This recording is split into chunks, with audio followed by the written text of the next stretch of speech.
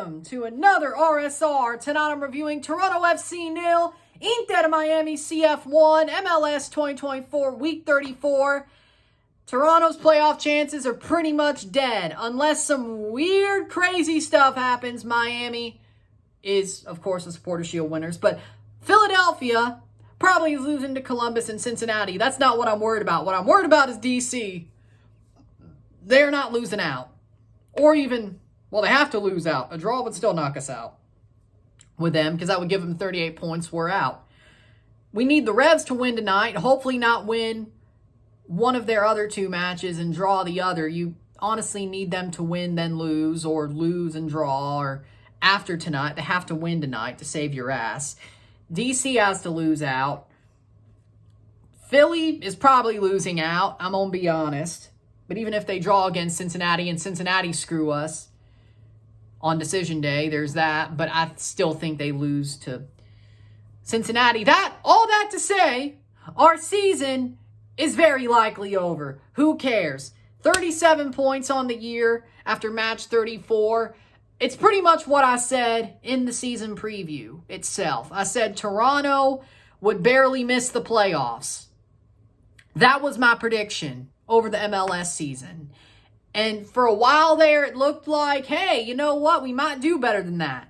For a while, it looked like, oh, crap, we really just will miss the playoffs when we had that big skid. Then we got back in there. We're in the mix. And frankly, the barely missed the playoffs call was perfect. Now, we lost the Voyagers Cup. I think I had us winning the Voyagers Cup season preview. We did make a Leagues Cup run. We did make the knockout stage and almost beat Miami in Miami, so I'll call that a run. We did beat Pachuca. I'll call that a run. We got out of the group stage. I'll call that a run. So, I mean, I was pretty much right on the money with this team this year, frankly. Overall. That's the one big thing, is I was pretty much on the money. But let's talk about this game. 0-0.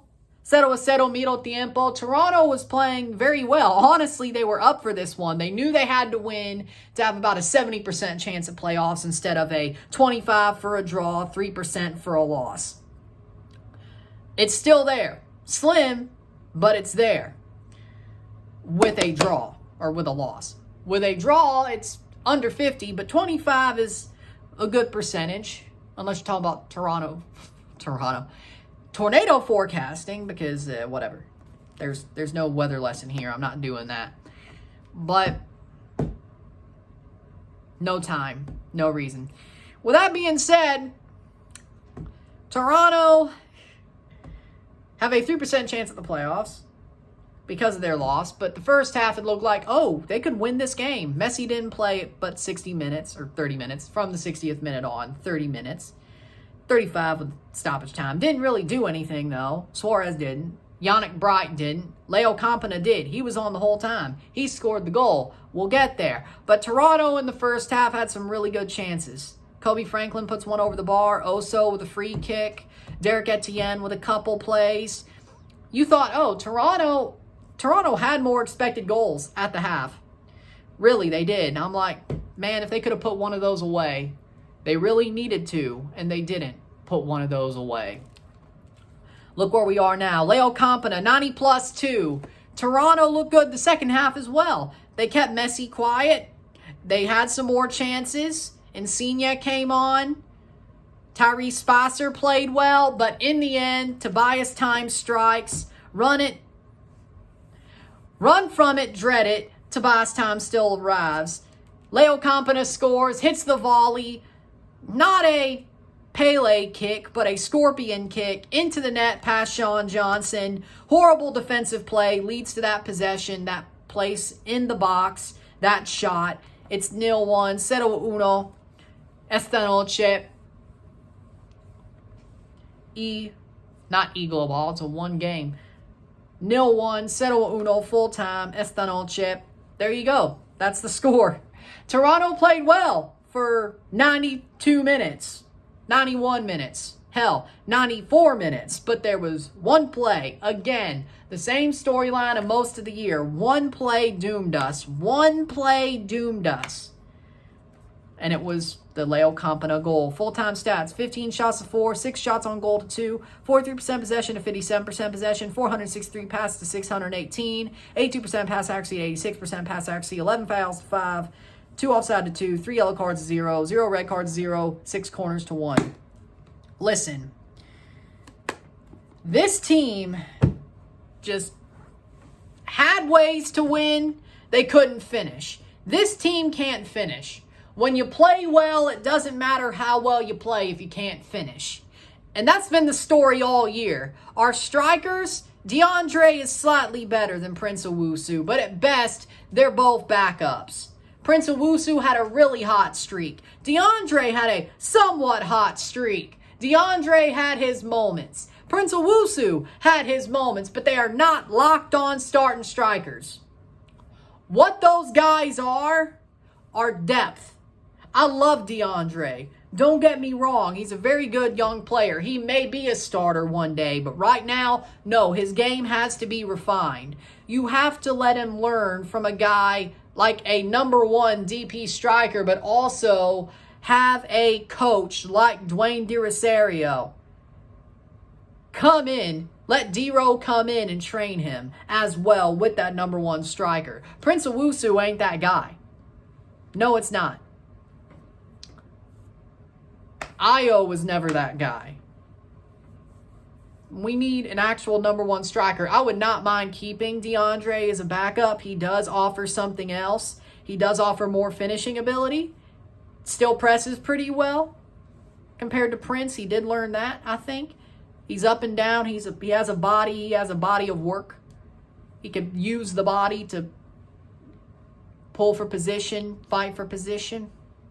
I like the way he plays. He's a good backup to me. I'm not saying he isn't. I like DeAndre. Prince, I don't think he wants to be a backup. His contract is way too much, and frankly, it's at the end of the year. It comes up. There's an option, but we shouldn't take it. But he's not a backup. Unless he wants to come back on a smaller deal as a free agent to be a backup, I don't think we should. DeAndre has a fair contract, a fair value for a backup and a spot starter. I'm fine with that. But this team can't finish. Lorenzo, if he takes a piss missile of a shot, he'll finish, but he can't finish from within 10 yards. Bernardeschi can finish within 10 yards, but it's better piss missiles. Can't hit penalties, though. Prince is good at penalties, but I'd hope DeAndre is good at penalties. The midfield's afraid to shoot. Coelho's a full-on defensive midfielder, even though he got a goal this year. Yeah, this team can't finish.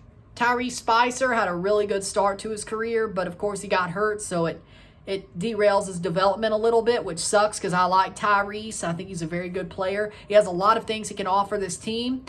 I'm not questioning that. I'm a big fan of Tyrese Spicer. I think he can be great. I think he could start on the wing, but he has to learn a little bit more as well to figure out exactly where it lands for him. But he did start well. He is worth that number 1 pick. I believe so. He did have some good moments at the start of the season before he got hurt. He's a very good player. He's a very good player. But for me, this team can't finish. That's the big thing about this year is that they can't finish. They cannot finish. And that's what cost them the points that would make them go to the playoffs. Atlanta.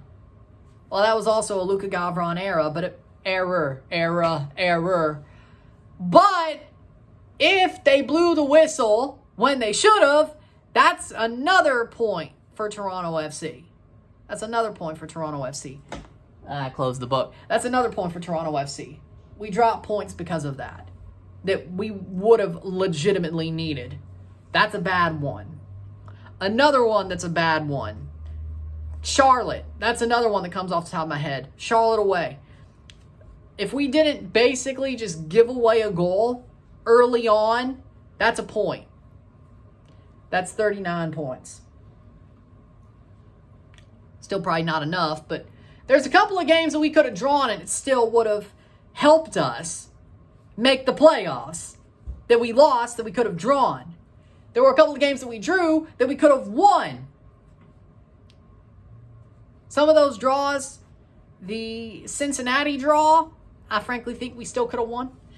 Oh, the Cincinnati home game. That, oh my Lord. Oh my Lord. The way they switched off at the end there, they should have drawn that game at the very least. I'm still mad about that one. That was bad. That was bad. But there are so many results that I could look back at and say, okay, we should have won or drawn that game. Hell, Can Champ and Leagues Cup notwithstanding. This is just the league. But again, when you look at this team, they pissed away so many points. No joke. Whether it was a drawing position to a losing position or a winning position to a drawing position. Or the fact they could have won a game that they drew. There weren't many draws, but there were some more that we could have banked. We barely missed the playoffs because we couldn't finish. Our defending in the last minutes was horrible. We switch off all the time. We shot ourselves in the foot. Point blank, period. We don't deserve the playoffs. I want us to miss the playoffs at this point. Like, part of me does. Part of me does. And I will make a true your season is over video when it's obvious. Or, well, it probably will be tonight. But for now, it's a your season is almost over video. Will I make a video during the international break on an open day if it's confirmed? Maybe Monday if it's confirmed we're done? Maybe. And just go in depth and say what I want to say? Yeah. I didn't really talk about this game much anyway. There ain't much to say. They played well. They gave one up late. They should have scored. They can't finish. That's the big thing about this game. Messi did nothing. Suarez did nothing. Campana was the one who scored. Robert Taylor did nothing. I don't know what happened to him. Kramashki did nothing. Toronto played well. They just can't score. That's it. So really, everything I say here, do I need to do a true your season is over video? No. No, I don't. Because this is pretty much it. One, almost, but pretty much it. Second of all, I said what I needed to say, but maybe I'll go even deeper and talk about everything. Maybe. We'll see. Who knows? Depends on how good this video does. Depends on how good this video does. Maybe that's the decision. I don't know. Maybe I'll do it anyway. I don't know. But again, Toronto can't finish. That's the big portion. Our defense, our injuries, the fact we can't finish, and our defense late on. We don't start early, and we finish early. We're like one of those no work, no call, no show jobs that the mafia uses. It's like, oh yeah, they're there to have some fun and talk to their guys, but do they even work? No. Except maybe like, oh, I'm going to get this medal. You know? Like that construction job on The Sopranos. He's like, hey, they do some work to make it look like they're not doing anything, but it's a no work, no show, no call job. That's what Toronto does. It's like they'll do enough to make it look like they're working, but not really. Not really. They don't start early. They start late. They finish early. You start early and finish late. You do a lunch pail job, not, I don't know, a ass backwards job. I don't know. But yeah, this team can't defend, especially late. Especially with certain players on the pitch. Rosted, but late as well. That's the worst part, is late defending. Our goalkeeping is better. Our performances were better this year, which is a good news, but we barely missed the playoffs. We can't finish. We need a striker. We need a number 10. We always have needed a number 10 since Pozuelo left this team. Bradley's an idiot. We need a striker. Insigne needs to go. Replace him with a guy like Ilyas Ajamash or Tyrese Spicer, or we could just go with that. Or Josh Navarro, or some of the ilk. Number 10, like Idrissi, Pogba, or Pozuelo coming home. One of those three. A striker. We'll figure that out. Not going to be Salomon Rondon. If Pachuca let us go double swoop on their team, like double dip, they're even more idiots than I thought. But I don't know if I want Salomon Rondon. I mean, he has dominated CONCACAF, but if we bring Idrissi and Ajamash, could we? I don't know. I don't know. With that being said, Toronto, they just can't finish. That's the big thing. They can't finish. And that's what's ruined their season. That's why it's probably over. That's why it's likely over, is they can't finish. But I think you'll probably see my reaction to the fact they get eliminated, because DC plays tonight, and they should be finished by the time Toluca Pumas gets going. So, with that being said, if you like this stream video, like it, share, subscribe, you know what it is, tell your friends, hit that like button, hit that subscribe button, hit that bell notification once subscribed, send some chats on the live streams, comment on this video, put it to the playlist, share it with friends and family, all that great stuff. I will be live at 7:55 for Toluca versus Pumas live. No review, maybe a double in everything but name if I can get the multi-view working on YouTube TV for Chivas Atlas as well. We'll see what happens there. But at least Toluca Pumas, but just live. Sábado Futbolero, because the Sunday games suck, and I gotta predict the Caribbean Cup knockout stage tomorrow. So, 2 birds with 1 stone. So there you go. I'm Ron and I'm out. Peace. Our season is very likely over. We'll find out if some crazy stuff happens. I'm Ron and I'm out. Peace.